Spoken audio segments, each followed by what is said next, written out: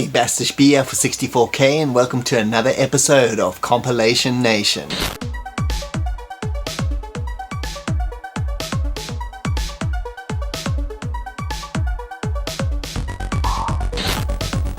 And welcome back.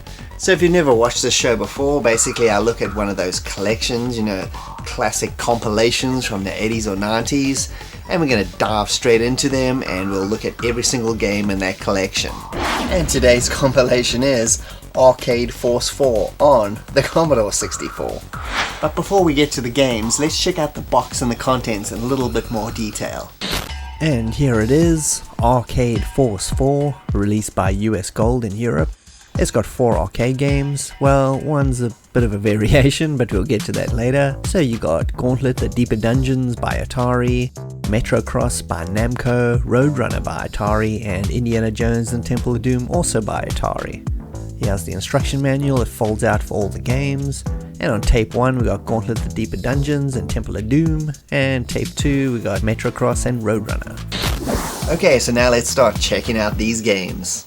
So let's first check out Gauntlet, The Deeper Dungeons, which is technically not based on an arcade game per se, and is an expansion pack for the 8-bit microcomputers of the day for Gauntlet based on the original 1985 Atari arcade. So it's sort of an arcade conversion. The original arcade was a multiplayer hack and slash with up to 4 players could jump in at once and fight your way through dungeons, looting treasure and killing everything that runs across your path. This game was massively popular at the time, and I remember playing it for the first time in a rec room at a Holiday Inn. I remember looking at the ping pong table as we were about to play and then hearing all these weird dodgy Gauntlet speech samples and running over to the arcade immediately. The game was designed by Ed Logg, an Atari veteran who'd been at the company since the 1970s. He had also created Asteroids and Centipede. This 1987 release of Deeper Dungeons, published by US Gold on the C64, is an expansion pack featuring a whopping 512 new levels to bash your way through. In this compilation though, the game can be loaded up as a separate game and played independently. The original release of this though required you to own 1986's C64 conversion of Gauntlet to play this, where after reaching the main menu you would insert this cassette, The Deeper Dungeons, for new levels. A lot of the new levels were also created by fans through a competition that US Gold held at the time, and they are pretty fun to play through. The game is definitely much easier to play than the original C64 release, and I remember my brother and I, as seen in this picture, getting to at least level 280 or so back in the 80s before I had to switch off the C64 because we thought it was going to overheat and have a meltdown. The graphics, sound and gameplay are all excellent, and it's the same as the original C64 Gauntlet, which was a very good conversion,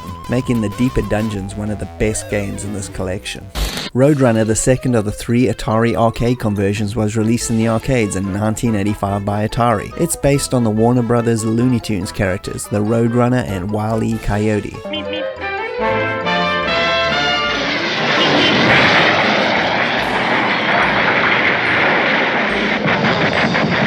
The game played out exactly like the cartoons, where the coyote was always trying to catch and eat the Roadrunner, but the Roadrunner was just way too fast and always one step ahead of him, despite Wile's use of every Acme gadget in the book.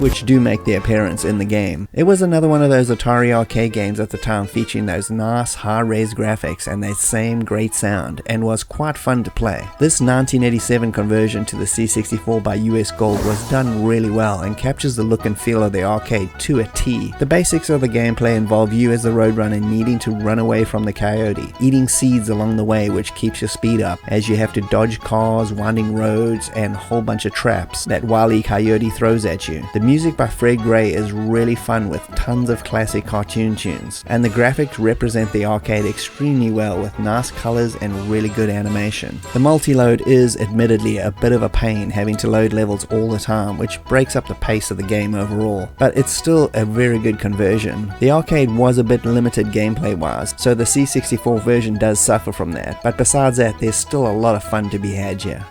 The third of the Atari arcade games is 1985's Indiana Jones and the Temple of Doom, based on the movie of the same name. Welcome The arcade was again another high-res action fest with 4 set pieces from the movie. It was a fun romp with Indy needing to rescue the kids, survive the minecart, steal the Shankara stones, and finally escape across that dodgy rope bridge. All the biggest action set pieces of the movie. All around! Prepare to meet Kali in hell! I enjoyed this in the arcades. It was easy to get into and ramped up the difficulty slowly.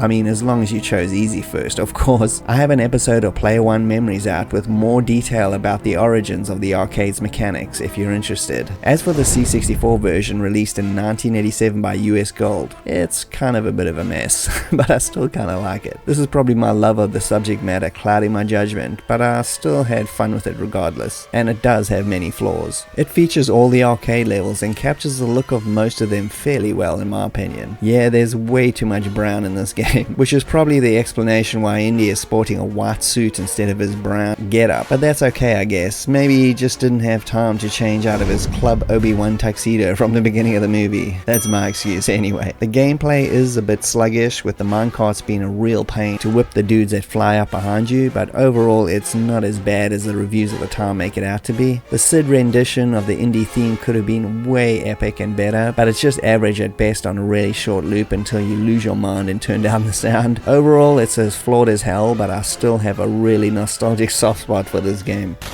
And the final game on this compilation is Metrocross, released in the arcades again in 1985, but by Namco, the only non-Atari game in this collection. This is a really obscure Namco release, which is essentially an endless runner style game but with levels. Run through these death courses against the clock as your character tries to survive all the traps and cross the finish line intact. It was frantic and fun, but also way too hard for its own good, which meant you flew through the quarters like a slot machine on crack. The game was made using a modified engine of Namco's own Pac-Land arcade. I vaguely remember playing this game once. I died so fast that I never played it ever again. It's an average arcade game, but forgettable all in all, and that pretty much sums up the 1987 conversion by US Gold. Despite the really chunky graphics, which are okay with some slightly janky scrolling, the game does feel like the arcade game with the same instant difficulty and a timer which is far too brutal for its own good. As the levels progress, more and more traps are thrown in your path. It kind of reminds me a bit of Wonder Boy for some reason. The music is also extremely short, something you're used to hearing on an NES game where people think it's the greatest thing ever created. But for a C64 tune, it's actually pretty dire and annoying. Overall, this game actually plays quite well and definitely captures the spirit and feel of that arcade, with the only problem being the arcade itself is kind of mediocre and forgettable in the first place.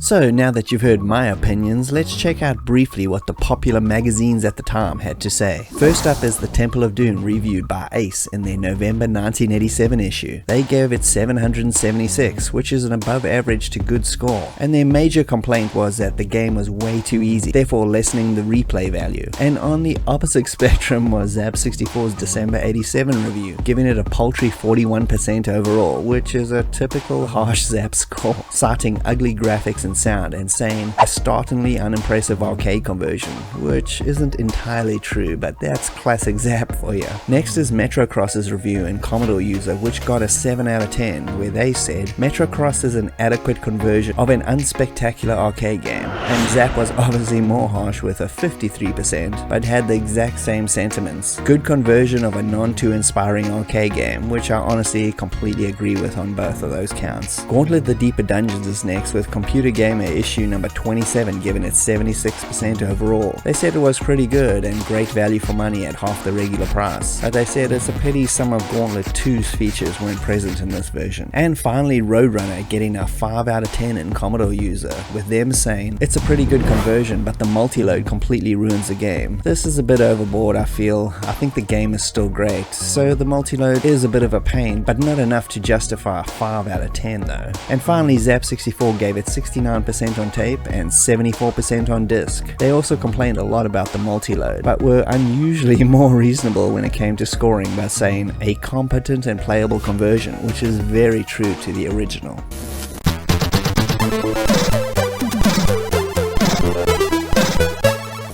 So, thanks for joining me, Bastish B at 64K. I hope you had a good time. And if you can like and subscribe, that'll be greatly appreciated. And I'll see you next time. Cheers.